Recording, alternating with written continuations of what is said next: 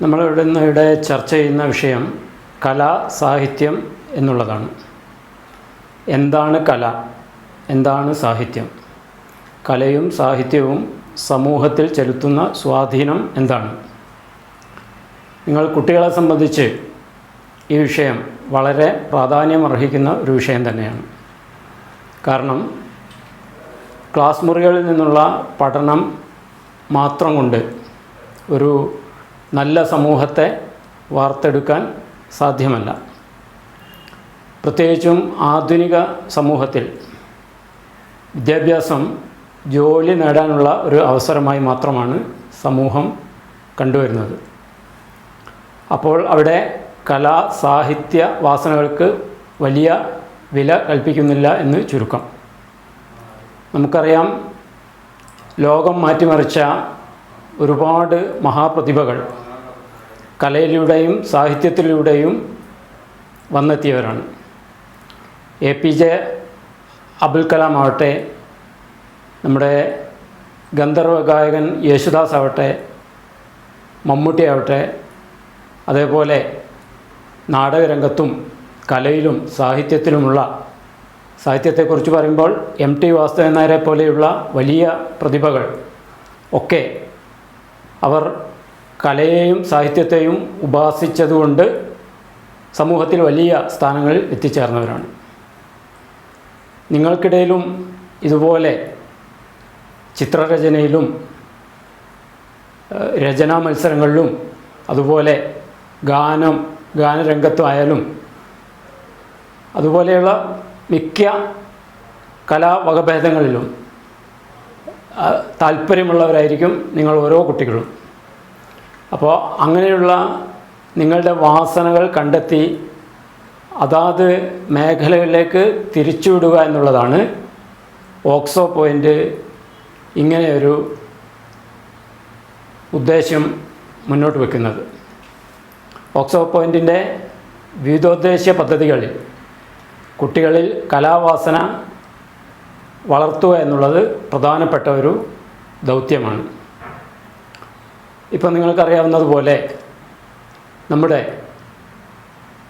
എഴുത്തുകാർ ഡോക്ടർ സുകുമാർ അഴീക്കോടിനെ പോലെയുള്ള വലിയ എഴുത്തുകാർ, MT വാസുദേവൻ നായരെ പോലെയുള്ള കഥാകാരന്മാർ, T പത്മനാഭനെ പോലെയുള്ള കഥാകാരന്മാർ ഒക്കെ വളരെ ചെറുപ്പകാലത്ത് തന്നെ എഴുതി തുടങ്ങുകയും അങ്ങനെ പടിപടിയായി വളർന്ന് എഴുത്തിൻ്റെ ലോകം കീഴടക്കുകയും ചെയ്ത മഹാപ്രതിഭകളാണ്. നിങ്ങളിലും ഇതേപോലെയുള്ള കലാകാരന്മാർ ഒളിഞ്ഞു കിടപ്പുണ്ടാവും എന്നുള്ള കാര്യത്തിൽ യാതൊരു സംശയവുമില്ല. അത് കണ്ടെത്തുന്നതിലൂടെയാണ് അതാത് മേഖലകളിലേക്ക് നിങ്ങളുടെ കഴിവുകളെ തിരിച്ചുവിടാൻ കഴിയുന്നത്. ആ ദൗത്യം തന്നെയാണ് ഇപ്പോൾ ഓക്സോ പോയിൻ്റ് ഏറ്റെടുത്തിരിക്കുന്നത്.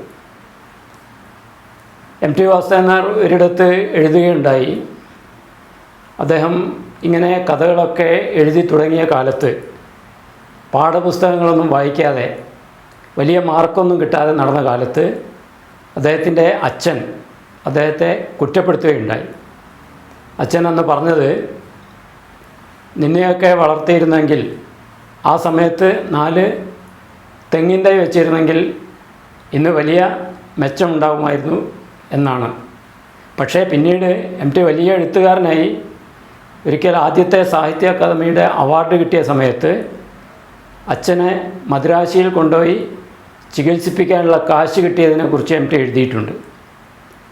അതുപോലെയുള്ള എത്രയോ മികച്ച എഴുത്തുകാർ, എഴുത്തുകൊണ്ട് മാത്രം ജീവിക്കുന്ന എത്രയോ പേർ നമുക്കിടയിലുണ്ട്. ഇപ്പോൾ നിങ്ങൾ വായിച്ചിരിക്കും, രാജാ രവിവർമ്മ എന്ന കലാകാരൻ കരിക്കട്ട കൊണ്ട് ചുവരുകളിൽ വരച്ച് ചുവര് വൃത്തികേടാക്കുന്നു എന്ന് വീട്ടുകാർ പരാതി പറയാറുണ്ടായിരുന്നു. അങ്ങനെയുള്ള ഒരു കൊച്ചു കലാകാരനാണ് പിന്നീട് ലോകം കണ്ട വലിയ ചിത്രകാരനായി മാറിയത്.